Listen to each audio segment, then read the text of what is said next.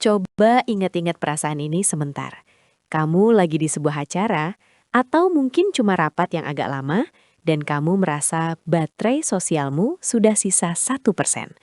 Kamu masih mengangguk, masih tersenyum, tapi di dalam hati, kamu cuma ingin ruangan gelap, selimut tebal, dan nol interaksi sama manusia.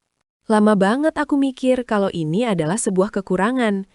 Aku pikir jadi introvert itu adalah sesuatu yang harus diperbaiki supaya aku bisa sukses. Tapi jujur ya, dunia itu nggak butuh kamu jadi versi berisik yang dipaksakan. Kamu nggak perlu keluar dari cangkangmu. Kamu cuma perlu belajar gimana cara menguasai cangkang itu. Ayo, kita jujur-jujuran.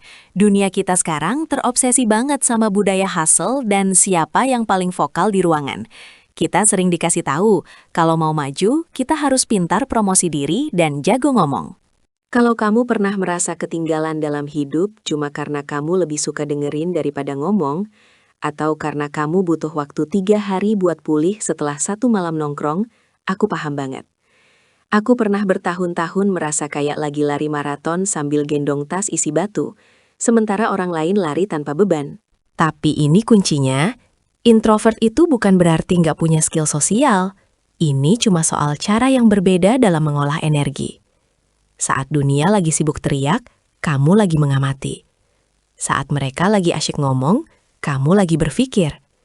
Itu bukan kelemahan. Itu adalah kekuatan super, kalau kamu tahu cara pakainya. Hal pertama yang harus kamu sadari adalah, introvert itu pengamat kelas dunia. Karena kita nggak sibuk mikirin gimana cara mengisi keheningan, kita sadar hal-hal yang dilewatkan orang lain.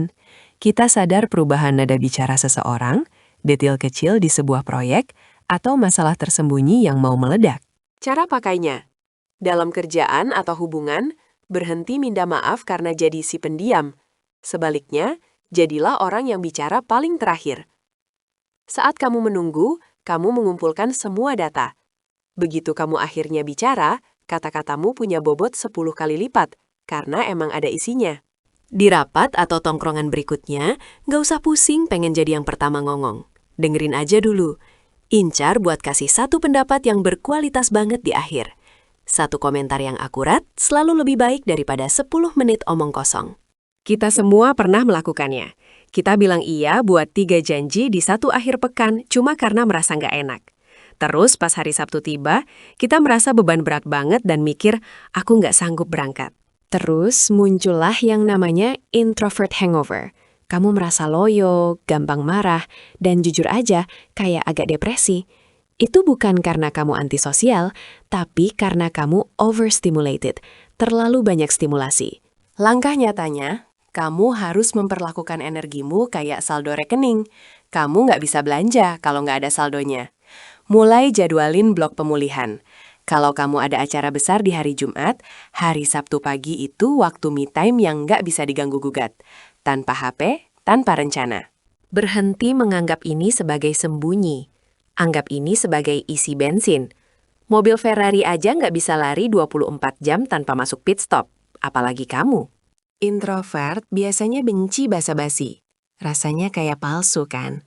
Apa kabar? Baik, kamu? Itu capek banget karena cuma di permukaan. Tapi disinilah kita menang.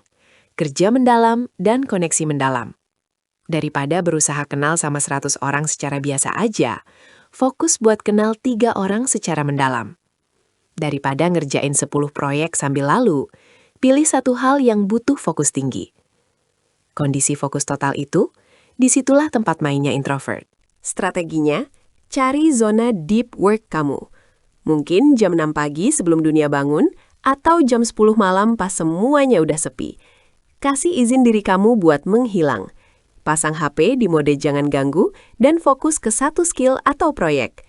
Kemampuan kamu buat duduk sendirian di ruangan dan fokus, itu adalah aset mahal di abad ke-21 ini. Aku tahu apa yang kamu pikirin. Tapi, mereka yang ekstrovert lebih cepat naik jabatan, lebih gampang dapat pasangan, mereka geraknya lebih cepat. Kelihatannya emang gitu di permukaan, tapi hidup itu bukan lari sprint, ini maraton daya tahan. Orang ekstrovert seringkali membara dengan cepat, tapi cepat redup juga. Introvert itu dibangun untuk perjalanan jauh. Kalau kamu merasa ketinggalan, itu biasanya karena kamu membandingkan proses di balik layarmu dengan video rangkuman terbaik orang lain. Kamu nggak lambat, kamu cuma teliti. Kamu nggak pemalu, kamu cuma selektif. Jangan biarkan dunia yang berisik bikin kamu merasa kecil.